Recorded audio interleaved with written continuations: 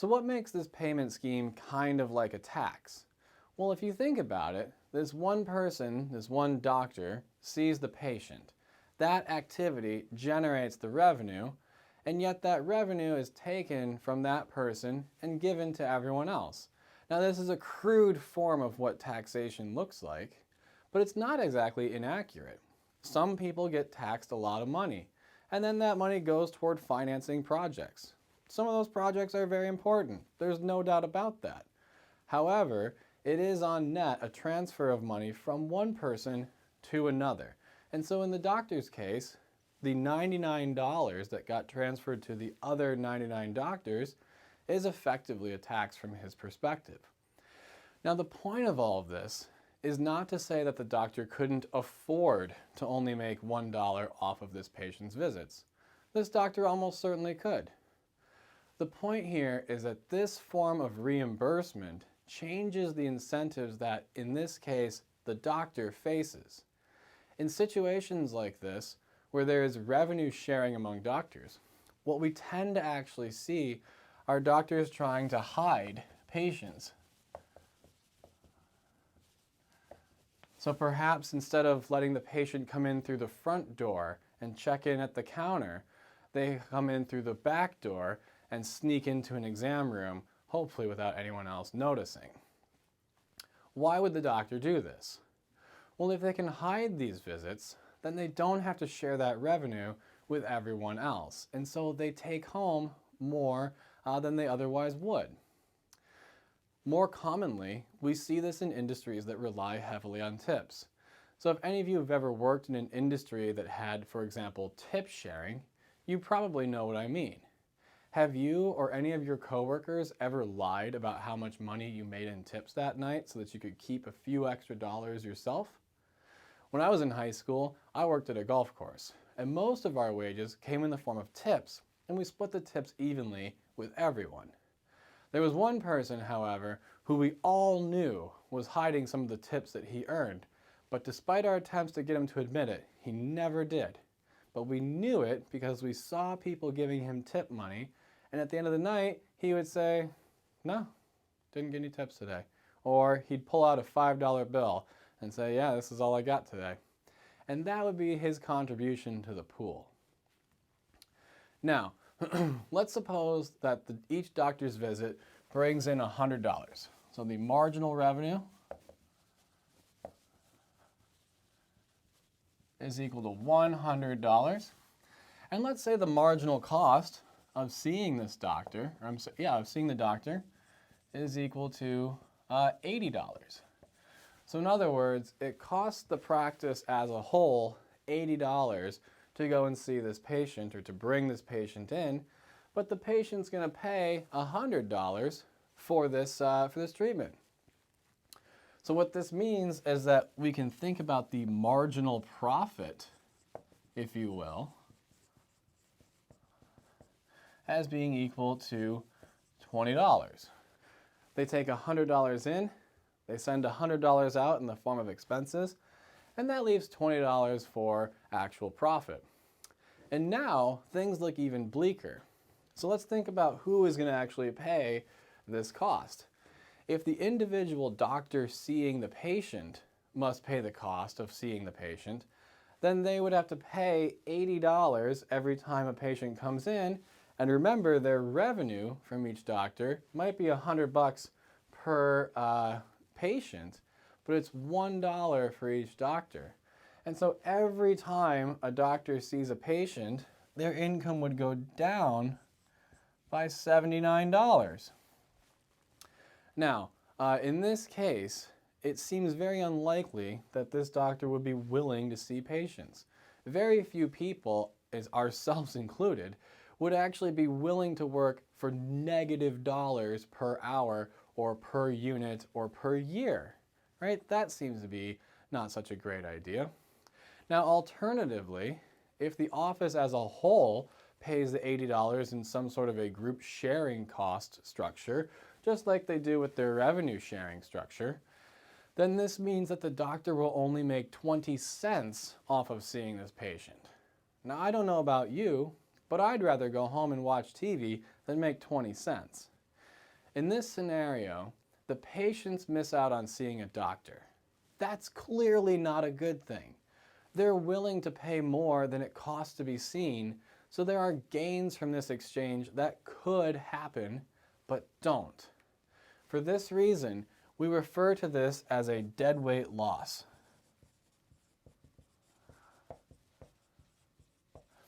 Society as a whole would be better off if this exchange happened. However, because of the structure of the rules, this exchange is prevented from happening.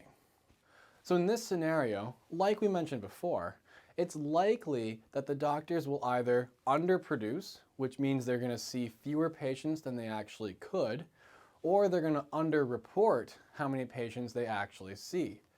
In this way, what they're doing effectively is avoiding paying the $99 tax in a way that is actually inefficient.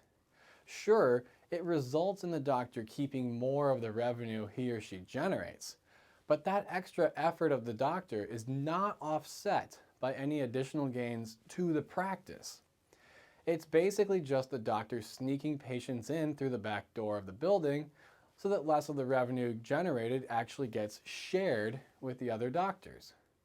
Doing this would clearly be costly to the doctor, and while it means that the doctor makes more money than they would otherwise, the patient is still only paying $100, the marginal cost of providing the service is still $80, and so all that's happened is that the cost of seeing the doctor, or the cost of the patient being seen by the doctor, has increased without any offsetting increase in revenue. Thus, we arrive at a statement that economists in general agree with, though with several caveats that are important. Taxes are bad because they can be avoided.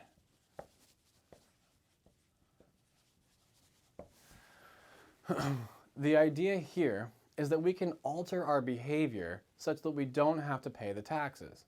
But to do so means that we're not doing those things the way that we would like to and the way that our customers would like us to.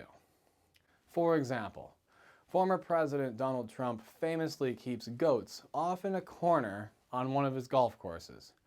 These goats are a cost to him, and the cost of these goats and their upkeep must be paid somehow, typically through higher fees to pay golf on his course. Why does he do this?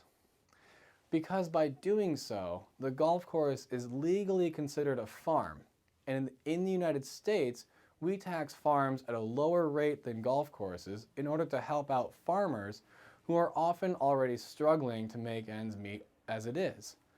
But if there wasn't a tax on golf courses, then Trump's course wouldn't have the goats and the customers wouldn't have to pay for the goats. Now, here's the caveat. Taxes certainly raise revenue that can be used for other things.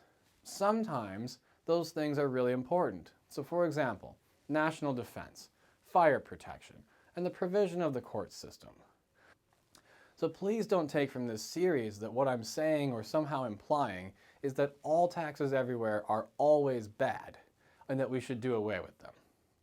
What I am saying, however, is that they come, like all things, with trade-offs.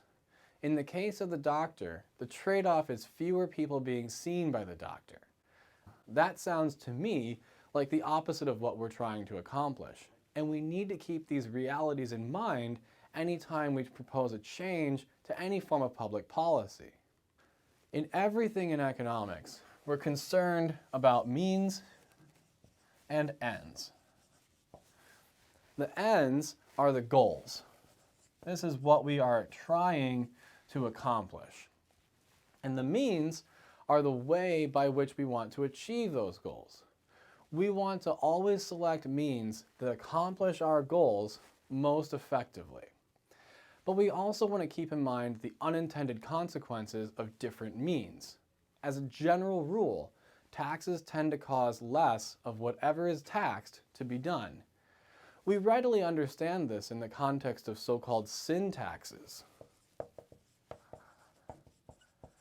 Okay, these are taxes which are placed on tobacco, alcohol, and firearms.